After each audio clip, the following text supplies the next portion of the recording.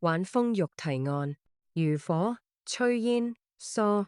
回首看身影，錯過又如何？為是燈前路，離愁別緒多。這是一段極具意境的詩句，充滿了對往事的唏噓與對未來的迷惘。以下為這首詩的意境解讀與賞識。詩詞意境解讀：這首詩描寫了一幅孤寂而深情的畫面。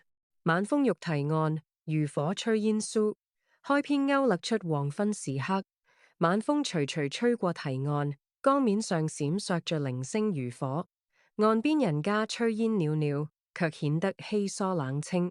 這營造了一種靜默中帶點淒涼的底色。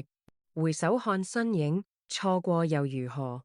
轉向內心的獨白，回頭望向自己孤單的身影，感嘆生命中那些已經失去的人或事。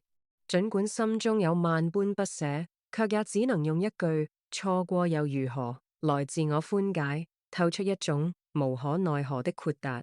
為是燈前路，離愁別緒多。視線回到當下，面前只有一盞孤燈照亮的前路，燈影搖曳，映襯出內心積壓已久的離愁與別緒。情感在結尾處達到了高潮。賞識與共鳴：這首詩雖然簡練，但其情感張力在於錯過與前路的對比。時空感從廣闊的堤岸縮小到個人的身影，再聚焦於眼前的燈前路。視覺的切換引導讀者走入作者封閉而感傷的精神世界。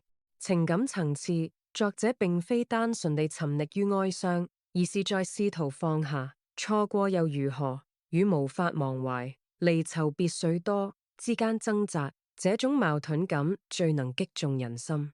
這首詩非常適合用來表達對故人的思念，或是對一段感情無疾而終的總結。